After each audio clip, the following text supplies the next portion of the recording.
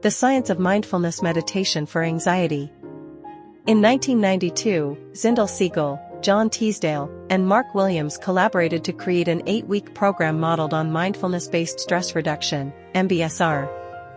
John Kabat-Zinn, who developed MBSR, had some initial misgivings about the program, fearing the curriculum might insufficiently emphasize how important it is for instructors to have a deep personal relationship with mindfulness practice. Once he got to know the founders better, he became a champion for the program. In 2002, the three published Mindfulness-Based Cognitive Therapy for Depression, a new approach to preventing relapse, now a landmark book. MBCT's credibility rests firmly on ongoing research.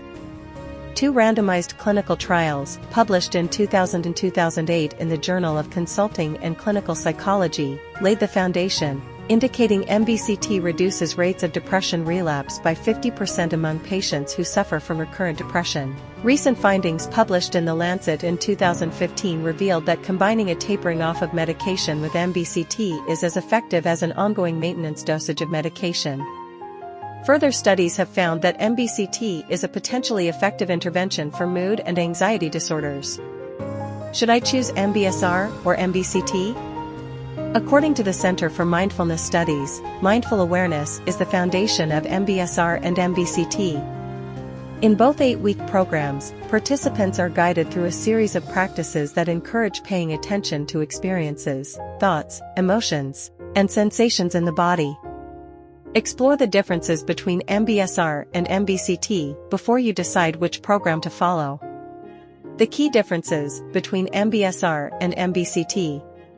Mindfulness-based stress reduction. Designed for everyone, particularly people who deal with chronic stress. Explores how mindfulness can help with stress and the stress of living with a chronic illness.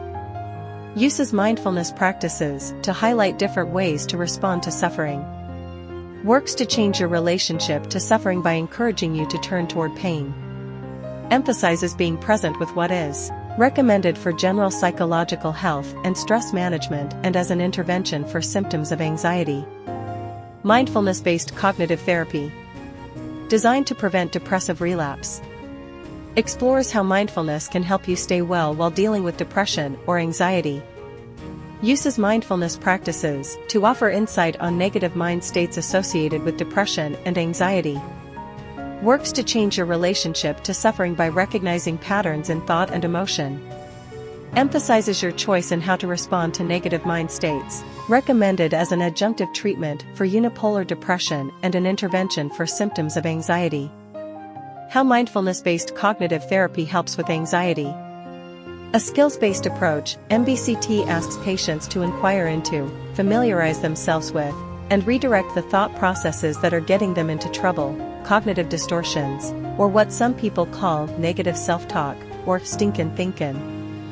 It takes close attention and stick-to-itiveness to shift these ingrained thought processes. MBCT isn't about changing or fixing the content of our challenging thoughts, it's about becoming more intimately and consistently aware of these thoughts and patterns.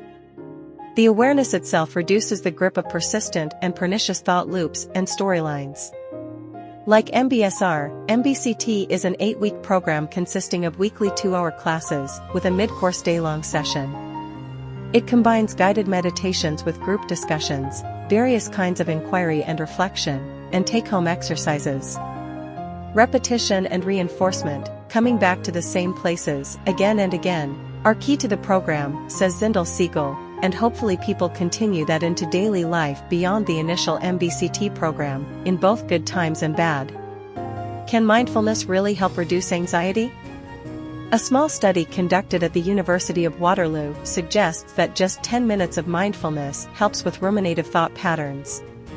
In the study, 82 participants who experience anxiety were given a computer task to complete, but were regularly disrupted.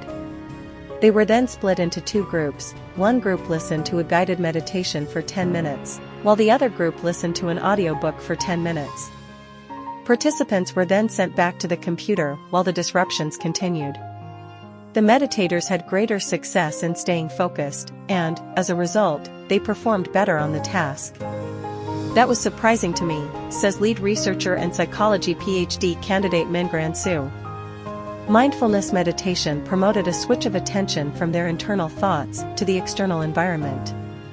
It helped them focus on what's happening right now, in the moment, and not to get trapped in their worries. This study adds to the growing body of evidence that mindfulness could be a powerful ally for people who struggle with ruminating thoughts and internal focus common with anxiety and depression. But, Sue adds, just why it helps is still unknown. If we know how, we can make it more effective. He wants to find out. Sue and colleagues have already finished one forthcoming study where participants were instructed in mindfulness meditation, muscle relaxation, or listen to an audiobook. Sue says his team wants to see how each intervention would affect people's scope of attention, cognition, and problem solving in a hypothetical stressful situation. The aim is to examine if mindfulness practice expands people's perspective.